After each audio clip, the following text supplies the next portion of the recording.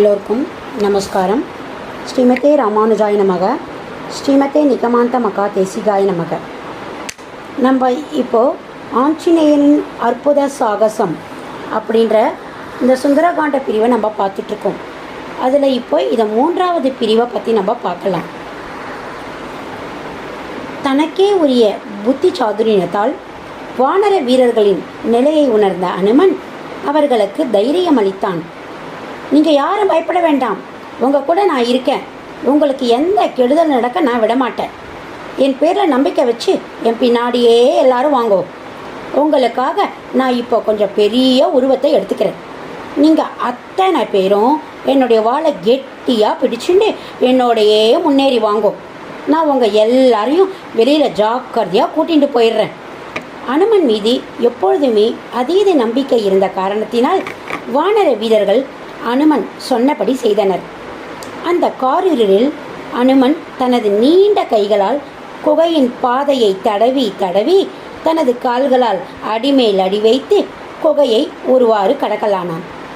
அப்பொழுது அந்த குகையின் வாயிலை நெருங்கும் முன்னமே, இது தேவலோகமோ என்று வியக்கும் வண்ணம் ஒரு மிக அழகிய நகரத்தை அனைவரும் கண்டனர். அந்நகரத்தின் மாட மாளிகைகளும் மதிலோடு கூடிய பொன்னிறமான கோபுரங்களுடனும் கூடிய கட்டிடங்களும் உயர்ந்து நின்று மனதை மயங்கச் செய்தன. மலர்களால் நிறைந்த சோலைகளும் கனிகளால் நிறைந்த மரங்களும் உள்ளத்தை தம்பால் ஈர்த்து கொள்ளை கொண்டன. இவை போதாதென்று நறுமணம் வீசுகின்ற உணவு பண்டங்கள் எங்கும் நிறைந்து காண்போர் கருத்தையும் நாவையும் தன்பால் சுண்டி இழுப்பதாகவும் அந்த பிரதேசம் மனமாக இருந்தது.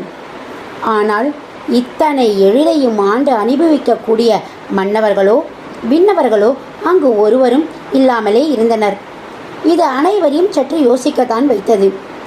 இது ஏதோ மாயம் போல் இருக்கே, அசுராலோட சாகசமாக தான் இருக்கணும். இல்லாட்டி இப்படிப்பட்ட ஒரு இடத்துல ஒரு ஆளரவும் கூட இல்லாமல் இருக்குமா என்று ஒரு சில வானர வீரர்கள் தமக்குள்ளே பேசிக்கொண்டனர். மற்றும் சில வீரர்கள், இதை பார்த்தா சொர்க்கலோகமும் தோன்றது, சொர்க்கத்தை அனுபவிக்க நம்ம இருந்திருக்கணுமே, ஆனால் நம்ம எல்லோரும் உயிரோடு தானே இருக்கோம் என்று மயங்கி நின்றனர் வானரர்கள். அறிவிலும் அனுபவத்திலும் மூத்தவனான ஜாம்பவானும் தன் நிலை இழந்து தனது எண்ணத்தை எல்லோரிடமும் பகிர்ந்து கொண்டான். அந்த ராவணன் தான் எல்லோரும் சீதையை தேடி புறப்படுது தெரிஞ்சுண்டு ஏதோ மாயம் செஞ்சு நம்ம எல்லாரையும் இந்த பாதாள உலகத்தில் சிக்க வச்சிருக்கான். இதிலிருந்து வெளியேற வழி இருக்கான்னு எனக்கு தோணலை. நம்ம கதை இதோ இந்த குகையோடையே முடிய போகிறதுன்னு நான் நினைக்கிறேன். இன்னும் கொஞ்ச நாளில். எதிர்மறையான இந்த பேச்சு அனுமனை மிகவும் சினம் கொள்ள வைத்தது. அப்படி ஒருவேளை இந்த குகையை கடந்து போக முடியலைன்னா நான் பூமியை குடஞ்சி வழி உண்டாக்கி உங்கள் எல்லாரையும் வெளியே கூட்டிகிட்டு போயிடுறேன், யாரும் பயப்படாதீங்கோ. அனுமன் அளித்த உறுதி வானர்களுக்குள் ஒரு புதிய தெம்பை பாய்ச்சியது. இந்த அனுமன் நிச்சயம் நம்மளை காப்பாற்றுவான், நம்ம எதுக்கும் கவலைப்பட வேண்டாம். சிறு கீற்றாய் நம்பிக்கை வெளிச்சம் வானர்களுக்கு ஏற்பட்ட அந்த கணத்தில் அங்கே திடீரென ஒரு பேரொளி சூழ்ந்தது. பார்ப்பவர்களின் கண்ணையும் கருத்தையும் ஒரு சேர கவரும் பேரழகு பெட்டகமாய் விலகுகின்ற ஒரு பெண் மர உரி தரித்து தவக்கோலம் போன்றவளாய் அந்த ஒளி வெள்ளத்தின் நடுவே இருப்பதை அனைவரும் கண்டார்கள். அப்பொழுது வானர வீரர்கள் அனுமனிடம், இவத்தான் ஒருவேளை நம்ம தேடி வந்த சீதையா? ஹே வாயுபுத்ரா, ராமன் சொன்ன அடையாளத்தோட இவ ஒத்து போகிறாளா என்று மிகுந்த பரபரப்புடனும் ஆவலுடனும் வினவினர். ஆனால் அனுமனோ இல்லை என்று தீர்மானமாக மறுத்தான். அந்த ராகவன் காட்டி தந்த சீதா மாதாவின் கால் தூசு கூட இவை ஈடாக மாட்டா. ராமனோட அந்த ஜானகி மாதா ஒரு ரத்தனத்துக்கு சமம்னா இந்த பெண் ஒரு கூழாங்கல்லுக்கு தான் சமம் என்று சர்வ அலட்சியமாக கூறினான் அனுமன். அனுமனின் இந்த பதிலில் பிரமித்து போய் வானர வீரர்கள் நின்ற அந்த நேரத்தில் அந்த பெண் தனது தவம் கலைந்தவளாய் சுயநினைவு வரப்பெற்றாள். அவ்வளவு எளிதில் யாரும் அணுகிவிட முடியாத ஒரு பிரதேசத்தில் இவ்வளவு பெரிய வானர கூட்டம் ஒரு சேர வந்திருப்பதை கண்டவள் அவர்களது அத்துமீறலால் சினமடைந்தாள். நீங்கள்லாம் யாரு? உங்களுக்கு இங்கே என்ன வேலை? இந்த பிரதேசத்துக்கு வரக்கூடிய துணிச்சல் உங்களுக்கு எப்படி வந்தது?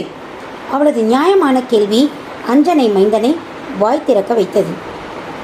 மாதா, நாங்கள்லாம் ராம கைங்கரியத்தில் ஈடுபட்டிருக்க வானர வீரர்கள். ராமனுடைய பத்தினி சீதையை ராவணன் அபகரிச்சுட்டு போயிட்டான். அதனால் அவளை தேடிண்டு புறப்பட்டு வந்திருக்கோம். கிஷ்கிந்தையிலே பயணிக்க தொடங்கின நாங்கள் விந்தியமலை, நர்மதா நதி, ஏமக்குட மலைன்னு பலவிதமான இடங்களெல்லாம் ஜானகி மாதாவை தேடினோம். எங்கேயும் மாதாவை காண முடியலை.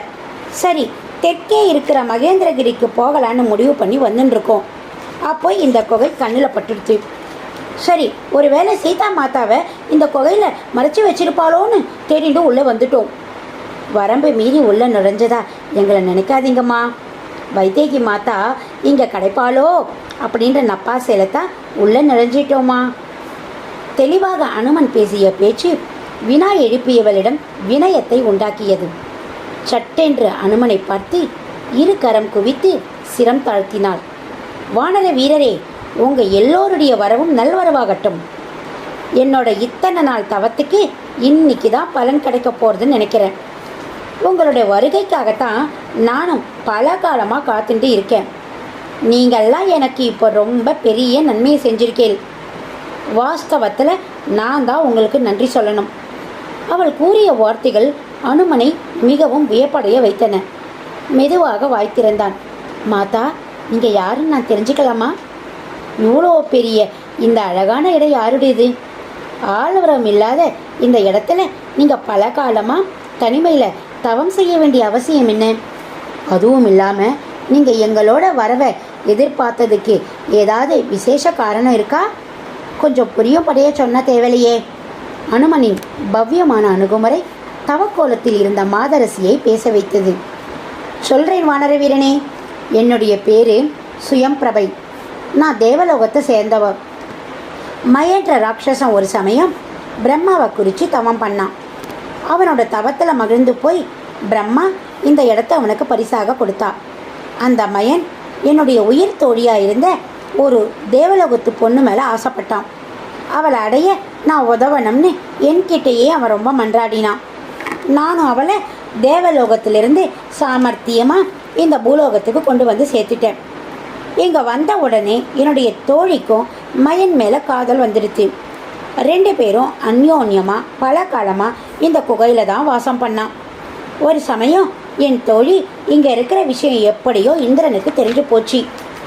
அசாத்திய கோபத்தோடு வந்த அவன் அந்த மயனை கொன்று என்னுடைய தோழியையும் கோபமாக பேசினான்.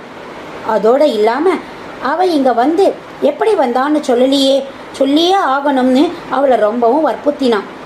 என்னுடைய தோழியும் வேறு வழி இல்லாமல் என்னை காட்டி கொடுத்துட்டான். அப்போ இந்திரனுடைய கோபம் என் மேலே தான் திரும்பிட்டு. அவன் என்னை பார்த்து, இந்த கேவலமான காரியத்தை செஞ்ச நீ இனிமே இந்த குகையிலே இருந்துட்டு இந்த இடத்த காத்துண்டே இரு, இது தான் நான் உனக்கு தர தண்டனை அப்படின்னு சொல்லிட்டு என் தோழியோட தேவலோகத்துக்கு கிளம்பிட்டான். அந்த நேரம் நான் அவனோட காலில் விழுந்து கதறி எழுதி, இதுக்கு ஏதான விமோச்சனம் உண்டா அப்படின்னு கேட்டேன்.